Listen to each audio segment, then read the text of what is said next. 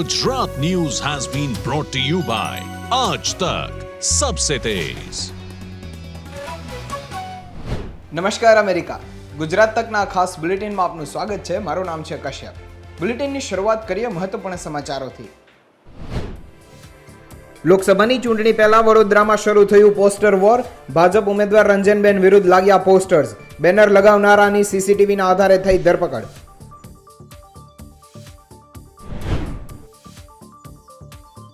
રંજનબેન વિરુદ્ધ પોસ્ટર્સ બાદ વડોદરામાં સીએમ અને પ્રદેશ પ્રમુખ વિરુદ્ધ લાગ્યા બેનર।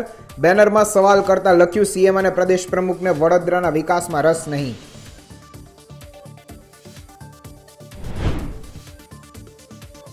પુત્ર મહેશ વસાવાના ભાજપમાં જોડાતા છોટુ વસાવા દ્વારા નવા સંગઠનની સ્થાપના। ભારત આદિવાસી સેના નામનું સંગઠન બનાવ્યું। હોદ્દેદારોની કરાશે ટૂંક સમયમાં વરણી।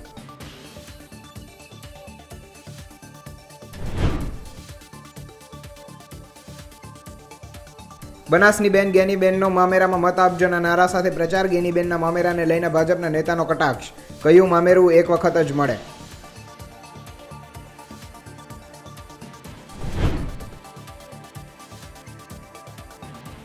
રાહુલ ગાંધીના શક્તિ પરના નિવેદનને લઈ ભાજપ નેતાઓના કર્યા પ્રહાર। પરસોત્તમ રૂપાલાએ જાહેરમાં રાહુલ ગાંધી પર કર્યા પ્રહારો।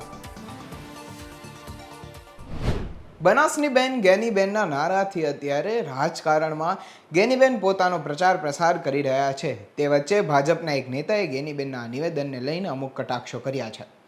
શું છે સમગ્ર વિગત, જુઓ આ રિપોર્ટમાં।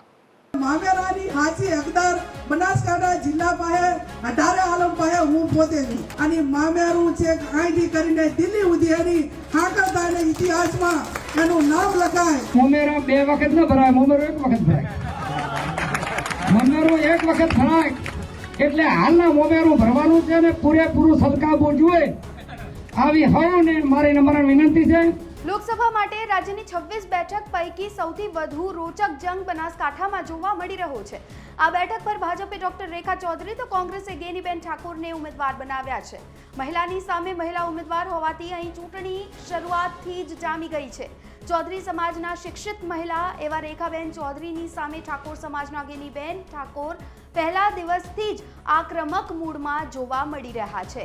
બનાસની દીકરી શબ્દને બ્રાન્ડ બનાવી ફાયર બ્રાન્ડ નેતા ગેનીબેને દીકરીને મામેરાની જરૂર ગણાવી મામેરાના રૂપે મત માંગી રહ્યા છે તેવી વાતનો ઉલ્લેખ કર્યો છે। બનાસકાંઠાની આ ચૂંટણીમાં બેનના પ્રસંગમાં મામેરા શબ્દને લઈને રાજનીતિ જબરદસ્ત ગરમાઈ ગઈ છે। સમાજના લોકોની એક આપણી સંસ્કૃતિ રહી છે અને સંસ્કૃતિ એ રહી છે કે કોઈ પણ આપણી બહેન હોય, આપણી દીકરી હોય, ત્યાં એને અહીંયા સારો રૂડો પ્રસંગ આવ્યો હોય ત્યારે આપણે એને ત્યાં મામેરું લઈને જતા હોય છે। એટલે પહેલી વખત એનું સંતાન પહેલું સંતાન પડે એ ટાઈમે કડા ધડા મામેરું હોય અને બીજી વખત બધા જે મળે કપડા લઈ જવાનું હોય। પણ મારું તો આ તમારું મામેરું ભરવા માટેનો આ પહેલું જ છે એટલે કડા ધડાનું છે। કદાચ વિધાનસભાના મતદારો એમ કહે કે બેન અમે 2 વાર ભર્યું છે, પણ તમારા બાકીના સમગ્ર જિલ્લાને તો પહેલી વાર જ ભરવાનું છે અને પહેલી વાર મામેરું ભરવાનું છે। ત્યારે હું મામેરા પાસે હકદાર પણ છું બાપુ, કેમ કે હું બનાસકાંઠા છું। મારો મત વિસ્તાર એ પાટણનો નથી। સામેના ઉમેદવારી આપણા મહેમાન છે, એમનો મત વિસ્તાર એમનું વતન તો વડગામ છે અને વડગામ આપણા બનાસકાંઠા અને પાટણ જિલ્લાની અંદર આવે છે। એટલે મામેરાની હાચી હકદાર બનાસકાંઠા જિલ્લા પાસે 18 આલમ પાસે હું પોતે છું। અને મામેરું એટલે કોઈ રૂપિયા નથી જોતા, હીરા નથી જોતા, મોતી નથી જોતા, પૈસા નથી જોતા। મામેરામાં તમારી પાસે વધારે 2 દિવસ માગું છું અને 2 દિવસ એ કે એક દિવસ ફોર્મ ભરવા આવો તે દિવસે કડા ધડે આવો અને એક દિવસ જ્યારે મતદાન કરવાનું હોય અને મતદાન આપણું 80 થી 90% થાય, આ 2 દિવસ તમે મારા રૂડા પ્રસંગ સાચવજો। અને જ્યારે પાલનપુરની અંદર મતગણતરી થાય, મતગણતરીની વખતે જ્યારે મજબૂતાઈથી પરિણામ આવે ને દિલ્હીના દરબારમાં ખબર પડે કે બનાસકાંઠાની જનતાએ, બનાસકાંઠા જિલ્લાના લોકોએ એક ગરીબ સમાજની દીકરી જે ઠાકોર સમાજની દીકરીનું મામેરું ભર્યું અને મામેરું છે અહીંથી કરીને દિલ્હી સુધી એની હાકરદાને ઇતિહાસમાં એનું નામ લખાય। બ્રહ્મ સમાજના ભાજપના સમર્થિત કાર્યક્રમમાં ભાજપના નેતા એવા રતનજીએ ગેનીબેનના મામેરા શબ્દ પર કટાક્ષ કર્યો છે. મામેરું એક જ વખત હોય વારંવાર નહીં કહી તેમને વાવમાં રતનજીએ કટાક્ષ કર્યો છે. ગેનીબેન મુદ્દે તેઓ કટાક્ષ કરતા જોવા મળી રહ્યા છે અને અત્યારે આ વિષય ચર્ચાનો પણ બની ગયો છે ગુજરાતમાં. અને જે મારા આગળ દીકરી જે પાછળથી બેઠા ને બધા મહેમાનોને આવકારો છું.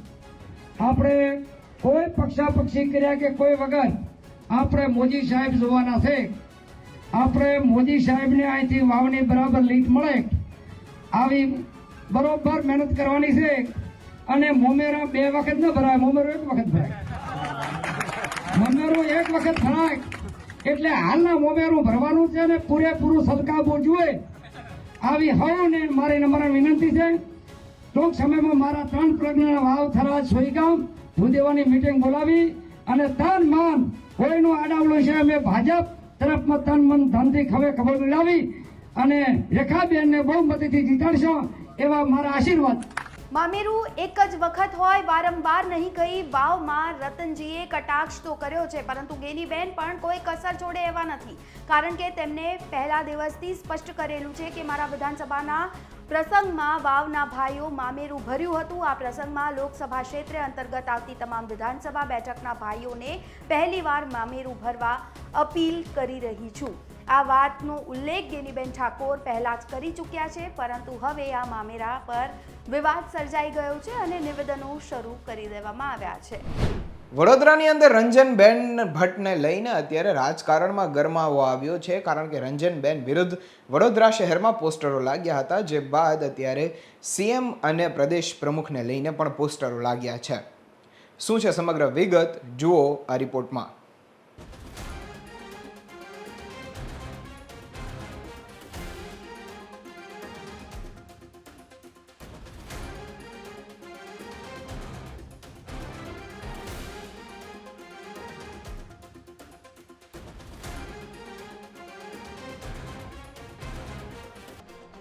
વડોદરા લોકસભા બેઠક પર ભાજપ દ્વારા સતત 3જી વખત સાંસદ રંજનબેન ભટ્ટને રિપીટ કરવામાં આવતા ભાજપમાં ભારે નારાજગી છે. મોદી તુજસે બેર નહીં, રંજન તેરી ખેર નહીં વગેરે જેવા બેનર લાગ્યા હતા. મંગળવારે મોડી રાત્રે શહેર વિધાનસભાના ધારાસભ્યના વિસ્તારમાં ભાજપના ઉમેદવાર સામે નારાજગી વ્યક્ત કરતા બેનર્સ લાગતા ચકચાર મચી ગઈ હતી.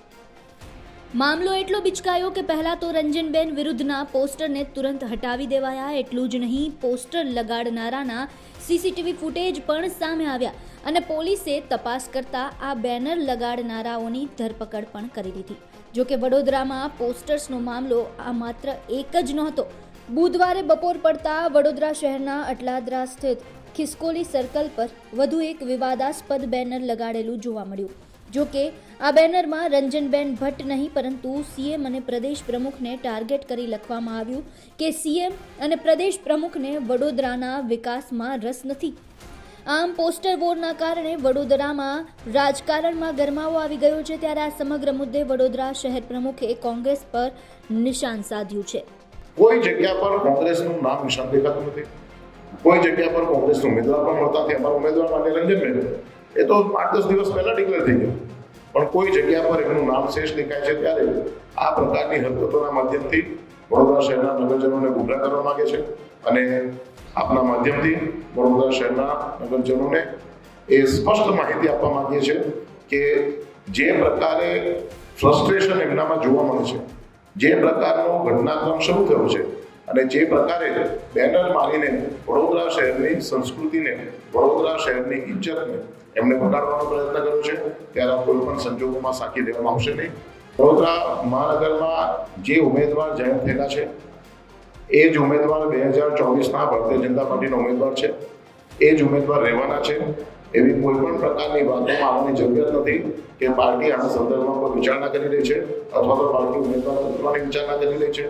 ઉમેદવારની જે વખતે ચયન પ્રક્રિયા થાય તે વખતે પાર્ટીના માધ્યમથી દરેક પ્રકારની વાતોને વિચારી અને ઉમેદવાર જ્યારે જાહેર કરવામાં આવતો હોય ત્યારે કોઈ પણ સંજોગોમાં ઉમેદવાર બદલાય એવું આજ દિન સુધી બન્યું નથી અને આ વખતે પણ વડોદરા મહાનગરમાં બનવાનું. લોકસભાની ચૂંટણી જાહેર થઈ અને ત્યારબાદ ભારતીય જનતા પાર્ટીના ઉમેદવારોના નામ જાહેર થયા બાદ વડોદરામાં એક બાદ એક વિવાદ બહાર આવી રહ્યા છે. અગાઉ રંજનબેન ભટ્ટની વિરુદ્ધમાં પૂર્વ મેયર જ્યોતિબેન પંડ્યા આવી ચૂક્યા છે, તો ત્યારબાદ ગત રાત્રિએ વડોદરા શહેરના કેટલાક વિસ્તારોમાં વિવાદિત બેનરો લાગ્યા. આ બેનરો તાત્કાલિક ધોરણે હટાવી તો લેવાયા, પરંતુ આ બેનર લગાવવામાં યુથ કોંગ્રેસના કાર્યકારી પ્રમુખની સંડોવણી બહાર આવી અને પોલીસે તેઓને ઝડપી પાડ્યા. આ અંગે ભારતીય જનતા પાર્ટીના શહેર પ્રમુખ દ્વારા પત્રકાર પરિષદ યોજવામાં આવી અને તેમાં જણાવવામાં આવ્યું કે આ કોંગ્રેસનું ફ્રસ્ટ્રેશન છે અને તે બહાર નીકળી રહ્યું છે. પરંતુ હાલમાં આ જે પ્રકારે વડોદરામાં વિવાદો ચાલી રહ્યા છે, બેનર યુદ્ધ ચાલી રહ્યું છે, તે જોતાં આગામી દિવસોમાં પણ વડોદરા શહેરનું રાજકારણ કંઈક નવા જૂનું કરે તેમ લાગી રહ્યું છે. કેમેરામેન જીતેન્દ્ર રાજપૂત સાથે દિગ્વિજય પાઠક, વડોદરા, ગુજરાત તક.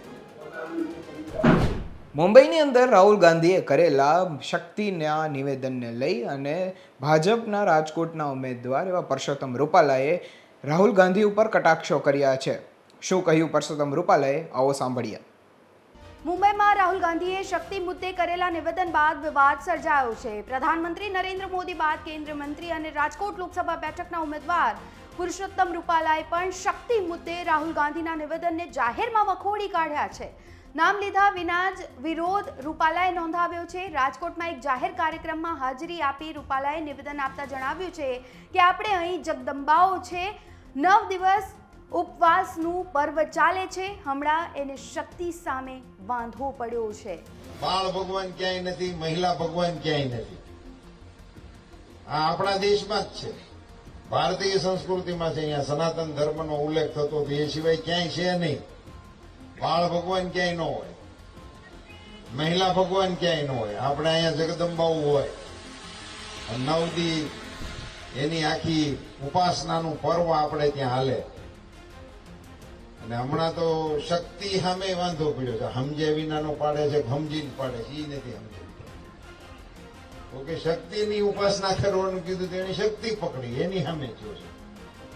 એટલે એવું બધું હાલ્યા રાખે આ દેશમાં. આ દેશ એવાના ભરોસે છે નહીં, વિરોધ કરનારાઓના ભરોસે છે નહીં. આ દેશમાં કે દિવસે રાવણે હરણ કર્યું તેની તારીખ નથી રામાયણમાં. કથાથી આપણે જાણી છીએ સીતાનું હરણ કર્યું હતું. એ તારીખ હજી કોઈ જાણતું નથી, પણ જે દીનું હરણ કર્યું તે દીના પૂતળા બાળે હજી બંધ નથી થયો આ દેશ. આ દેશ ભૂલતો જ નથી. અમુક ઘટનાઓને આ દેશ કોઈ દી ભૂલતો જ નથી. એમાંથી પરંપરાઓ નિપજે છે. રાહુલ ગાંધીએ શું નિવેદન આપ્યું હતું તેની પણ આપણે વાત કરી લઈએ. તો રાહુલ ગાંધીની ન્યાય યાત્રા 17 માર્ચ રવિવારે સમાપ્ત થઈ. આ પ્રસંગે મુંબઈના શિવાજી પાર્કમાં ઇન્ડિયા ગઠબંધનની રેલીનું આયોજન કરવામાં આવ્યું, જેમાં 15 પક્ષોના નેતાઓએ ભાગ લીધો અને આ રેલીમાં કોંગ્રેસના નેતાઓ પણ જોડાયા. રાહુલ ગાંધીએ રેલીમાં કહ્યું હતું કે હિન્દુ ધર્મમાં શક્તિ શબ્દ છે, અમે શક્તિ સામે લડી રહ્યા છીએ. રાજકોટ અમદાવાદ હાઈવે પર કુવાડવા નજીક શ્રીનાથજી ભગવાનની ઝાંખીનો કાર્યક્રમ યોજવામાં આવ્યો, જેમાં પુરુષોત્તમ રૂપાલાએ હાજરી આપી અને આ ધાર્મિક કાર્યક્રમમાં ઉપસ્થિત રહી તેઓએ લગભગ 9 મિનિટથી વધુ સમય ભાષણ આપ્યું. આ જ સમયે ભગવાનના બાળ સ્વરૂપ તેમજ માતાજીની વાત કરતા કરતા અચાનક જ રૂપાલાને મુંબઈમાં થોડા દિવસ પહેલા રાહુલ ગાંધીએ કરેલા શક્તિના નિવેદન ઉપર જ નામ લીધા વિના જ તેમને પ્રહારો કર્યા છે. મહત્વનું છે, લોકસભાની ચૂંટણી જેમ જેમ નજીક આવી રહી છે તેમ તેમ રાજનીતિમાં તો ગરમાવો આવી જ રહ્યો છે, પરંતુ હવે નેતાઓ પણ અલગ અલગ નિવેદન આપી રહ્યા છે અને સતત લાઇમલાઇટમાં રહી રહ્યા છે. બુલેટિનમાં હાલ સમય થયો છે એક બ્રેકનો, લઈએ એક break.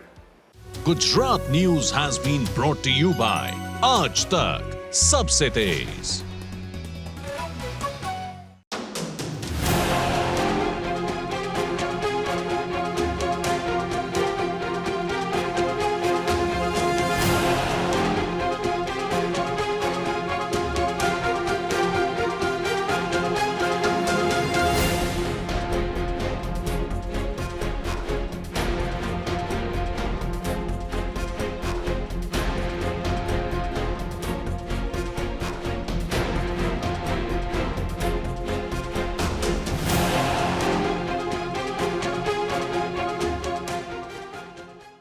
Gujarat News has been brought to you by Aaj Tak Sabse Tez.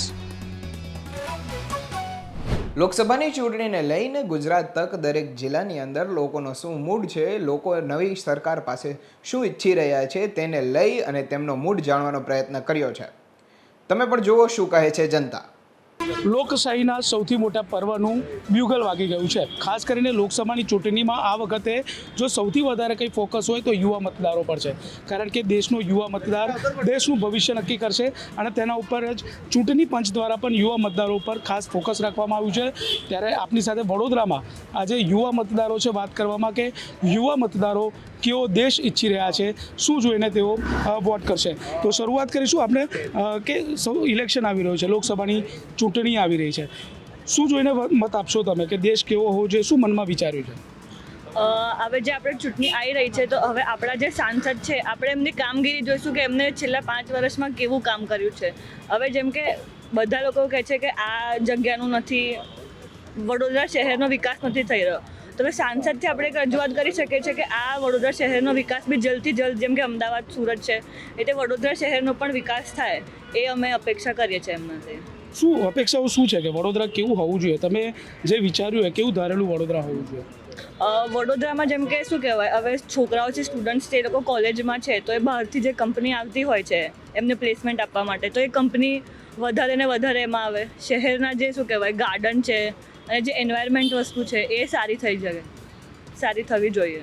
બિલકુલ, ઇલેક્શન આવી રહ્યું છે, યુવાઓ પર ખાસ ફોકસ છે, કારણ કે જે સૌથી વધારે દેશના વડાપ્રધાન પણ યુવાઓ પર એ કરી રહ્યા છે કે યુવાઓ દેશનું ભવિષ્ય છે અને તે દેશ ઘડશે. શું જોઈને મત આપશો તમે?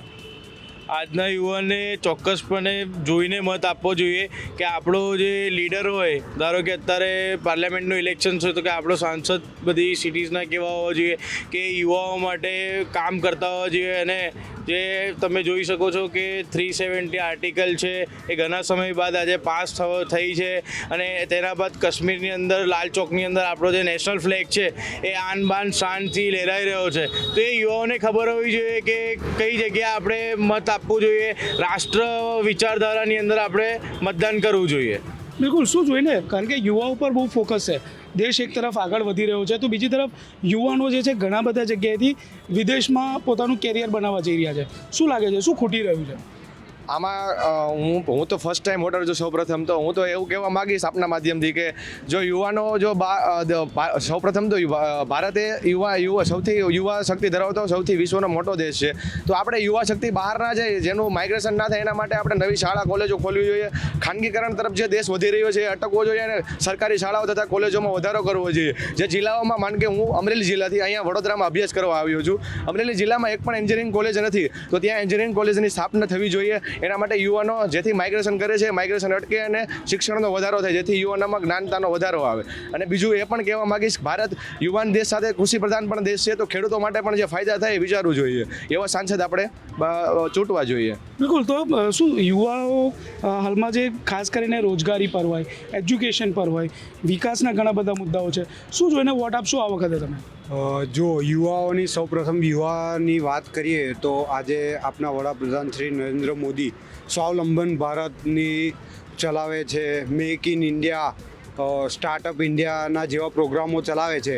તેવી જ રીતે આજે દેશમાં તમે જોઈ જ શકો છો કે ઘણી બધી આજના વિદ્યાર્થીઓ, યુવાઓ પોતાનું સ્ટાર્ટઅપ કરીને જાતે જ એક ઇન્કમ સોર્સ ઊભો કરે છે, રોજગારીનો ઊભો કરે છે. એવા જ નરેન્દ્રભાઈ મોદીએ ઘણા બધા એ કર્યા છે. એવી જ રીતે દરેક નેતાઓ પોતાના અલગ અલગ એરિયામાં સારા વિદ્યાર્થીઓ માટે, યુવાઓ માટે કંઈક ને કંઈક પ્રોત્સાહિત કાર્યક્રમો કરાવે. એવા સારા નેતા હોય જે વિદ્યાર્થીઓનું માન રાખે, યુવાઓનું સાંભળે, વિકાસના કાર્યોને અનુલક્ષીને કંઈ બી હોય કે આજે જોઈ શકો છો તમે વડોદરામાં ખાસું બધું ડેવલપમેન્ટ થઈ ગયું છે, પણ હજુ ખાસું બધું બાકી છે. કે જેમ કે ગંદકી, હજુ વિશ્વામિત્રીના ધારે હજુ ઘણી બધી ગંદકી છે. હજુ એવા કંઈ પણ એરિયા છે, તમે વડોદરાની બહારના નજીકના ગામડાઓના એરિયામાં જોઈ શકો છો કે ત્યાં હજુ ઘણું બધું ડેવલપમેન્ટ નહીં થયું. ગંદકી પણ ખાસી બધી છે. તે બધી સાફ સફાઈમાં ધ્યાન રખાય, ગ્રીન ઇન્ડિયા ક્લીન ઇન્ડિયા પર વધારે ફોકસ થાય, યુવાઓ માટે કંઈ થાય એવી સરકાર બનાવી છે ચોક્કસ. બિલકુલ, જો સ્ટાર્ટઅપની વાત કરીએ, સ્ટાર્ટઅપ ઇન્ડિયાની વાત કરી, યુવાઓ ખાસ કરીને રોજગારી માટે વધારે જંગતા હોય, કારણ કે એજ્યુકેશન પૂરું થાય ત્યાર પછી સૌથી પહેલું એમનું ફોકસ રોજગારી પર હોય. શું કહેશો? તો આત્મનિર્ભર ભારત તરફ જવાના છો, રોજગારી જે ઇન્ડસ્ટ્રીઝ આવી જોઈએ, શું માન છે આપનું? જે આજકાલના જે યુવાઓ છે એ લોકોને તમે જોઈ શકો છો કે એ લોકોને જોબ નથી મળી રહી. ફર્સ્ટ ઓફ ઓલ સ્ટાર્ટઅપ જે ભારત જે સરકાર છે એ લોકોએ નવું સ્ટાર્ટઅપ ચાલુ કર્યું છે કે સ્ટાર્ટઅપ ઇન્ડિયા કરીને બધું ચાલુ કર્યું છે, જેનાથી સરકાર દ્વારા એમને પૈસા મળે છે સ્ટાર્ટઅપ કરવા માટે, પોતાની કંપની ચાલુ કરવા માટે પૈસા મળે છે. તો બસ આ જે ચુનાવ આવી રહ્યા છે એનામાં બી બધાનું ઈચ્છા એવી જ છે કે ભાઈ યુવાઓને પહેલાં વધારે ધ્યાન આપીને વધારે પ્રોત્સાહન કરે. વડોદરાની વાત કરીએ તો વડોદરામાં જે સાંસદ છે, સાંસદની વિરુદ્ધમાં બેનરો લાગ્યા હતા. વર્તમાન સાંસદ છે એમની સામે ઘણો બધો, જ્યારથી ઉમેદવાર તરીકે જાહેર થયા, બેનરો લાગ્યા છે. શું કહેશો કે વિકાસની વાત કરીએ તો જે વડોદરાનો વિકાસ લાગે છે હજુ વધારે થવું જોઈએ? હા, વડોદરાનો વિકાસ ચોક્કસપણે વધારે થવો જોઈએ, કેમ કે ઘણી બધી જગ્યા પર હજુ થોડી ખોટ પડી રહી છે. એટલે એમને હજુ થોડો પ્રયત્ન કરવો જોઈએ કે બધી રીતે એ સારો પ્રોગ્રેસ કરી શકે. આ અમારી એમનાથી માંગ છે. ઉમેદવાર કેવો ભ્રષ્ટાચારના આરોપ હોય એવા ઉમેદવારો હોવા જોઈએ કે ભ્રષ્ટાચાર ન હોવો જોઈએ? શું માનો? ભ્રષ્ટાચારી ઉમેદવાર હોવો જોઈએ તમારા મતે? ભ્રષ્ટાચારી ઉમેદવાર તો ના જ હોવો જોઈએ. અને હવે બિલકુલ, તો જે વર્તમાન જે સાંસદ છે એમના વિરુદ્ધમાં બેનરો લાગ્યા હતા, પરંતુ યુવાઓ શું કહી રહ્યા છે? શું માનો છો તમે કે અત્યારે હાલમાં વડોદરા, કારણ કે તાજેતરમાં મુખ્યમંત્રીએ પણ ટકોર કરી હતી કે વડોદરા સુરત અને અમદાવાદના વિકાસથી થોડું દૂર છે, શું માનો છો? કેવું જોવું વડોદરા? ના, ચોક્કસપણે વડોદરાનો વિકાસ થઈ રહ્યો છે અને અત્યારે હવે પણ થશે જ, પરંતુ વિકાસમાં ક્યાંક ને ક્યાંક થોડું ઓછું થઈ રહ્યું છે કે વિકાસ નથી થતો, અને હવે થશે. અને જે સરકાર કરી રહી છે બરાબર જ કરી રહી છે. અને હું કહેવા માંગીશ કે અત્યારે જે યુવાનો છે એ ખૂબ જ ઉત્સાહિત છે, નવા જે યુવાનો મતદાન કરવાના છે. હું પોતે એક યુવાન છું અને મારે ફર્સ્ટ ટાઈમ વોટિંગ છે, તો મને પણ ખૂબ ઉત્સાહ છે કે હું આ વખતે વોટિંગ કરીશ અને મારો જે ભાગ છે એ આપીશ. બિલકુલ, તો જે પ્રકારે લોકસભાનું ઇલેક્શન આવી રહ્યું છે, MS યુનિવર્સિટી એ રાજકારણની પાઠશાળા કહેવામાં આવે છે અને અહીંથી ઘણા બધા જે રાજકારણીઓ છે તે ઉચ્ચ પદવી સુધી પહોંચ્યા છે. ત્યારે વિદ્યાર્થીઓ એમનું પણ એક દ્રષ્ટિ છે, તેઓનું પણ એક જે કેવું ભારત હોવું જોઈએ તે માટેનો સંકલ્પ છે અને એ જોઈને તેઓ મત આપશે. કેમેરામેન જીતેન્દ્ર રાજપૂત સાથે દિગ્વિજય પાઠક, વડોદરા, ગુજરાત તક. હાલ બુલેટિનમાં બસ આટલું જ. મને આપશો રજા. નમસ્કાર. Gujarat News has been brought to you by Aaj Tak, Sabse Tez.